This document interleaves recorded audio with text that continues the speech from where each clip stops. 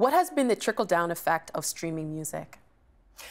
Oh, that's a big question. The trickle-down effect of streaming music. Well, you sort of have to look at it over its history. When I became president of Sony Music Canada, Sean Fanning was just giving birth to Napster, which was a disruptive little Dickens. And out, of Napster came other illegal file sharing sites, and it was catastrophic for the recording industry because it was suddenly, how do you compete with free? People were getting their music for free. And it's very difficult to compete with that. It's like, you have a bakery store and the guy next door starts giving bread away and you're like, well, whoa. And it devastated the industry. And it's only now, even 16 years later, that I think 2016 is the first year that the record industry has actually started to turn around, right? The digital sales have superseded physical sales, and I think 2016 they grew by 3.2% from 2015, which in any other business is a rounding error, but in the record business, anyone was looking for a sign of improvement. So it changed almost everything, including now we have legal streaming sites. There's over 500 legal streaming sites around the world. But it's still a problem for artists because now it's harder to get paid, right? The promise of the golden age for artists was that, if you could access media directly, you could get rid of all these middle people who were keeping your music away because you didn't get a deal, you weren't signed, you weren't promoted, whatever. But now everybody has instant access to market. The problem is that the do-it-yourself tools turned so many artists into hucksters. They're their own consumer department. They're their own distribution department. They're their own A&R team. Their own publicity team. They're their own complaints department. And not only that, but I don't want my artists spending 10,000 hours on being the infrastructure. I want them to be able to spend their 10,000 hours on being the best artists that they can possibly be. So the streaming sites come in, artists are complaining, and rightly so, that the royalty rates that they get from streaming are terrible.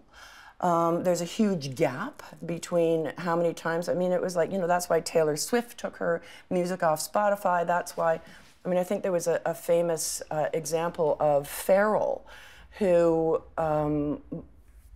his big hit, Happy, he got paid something like $2,700 that included his publishing and writer royalties from 43 million plays.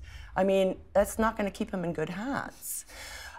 So there's a gap now, right? Lots of exposure, but you can die from exposure.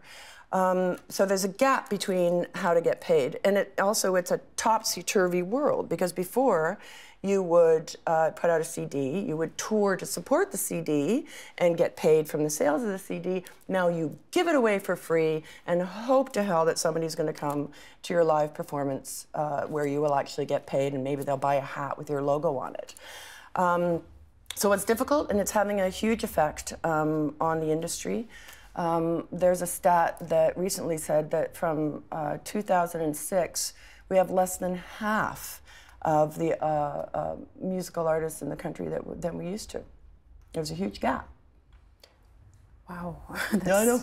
That's shocking. The other question is, what lessons are there in music's downturn and recovery for other industries such as newspaper, publishing, television? I think there's a lot of lessons. I think that they all start with C, right? Context, content, community, compensation. Other industries, are challenged right now. Newspapers, the book industry, the television industry for sure. The new tools will give everybody new ways to build community, to access their customers, to engage with their customers. And at the same time, especially when it comes to information and content, we're being totally overloaded. That was Ron James said, a Canadian comedian, he said, I remember reading in a paper, he said, I have so much information now, I haven't a clue what's going on. And it's true, right? Just because we have the headlines doesn't mean we understand it any better. So I think an opportunity for a lot of media outlets to provide context, to help people understand, to help them navigate through this bombardment of information is one of the ways. And also to compensate the creators. Journalists are being paid less. They're struggling the way musicians are struggling. We are learning better. We're learning to get our information from behind firewalls. We're subscribing to the sites we like. It's all starting to happen, but we have to work harder at it too, just as consumers. There's no lack of curiosity, for sure. And but we have to work harder to find it to meet our curious demands. The Agenda with Steve Paikin is brought to you by the Chartered Professional Accountants of Ontario, helping businesses stay on the right side of change with strategic thinking, insightful decisions, and business leadership. Are you on the right side of change? Ask an Ontario CPA.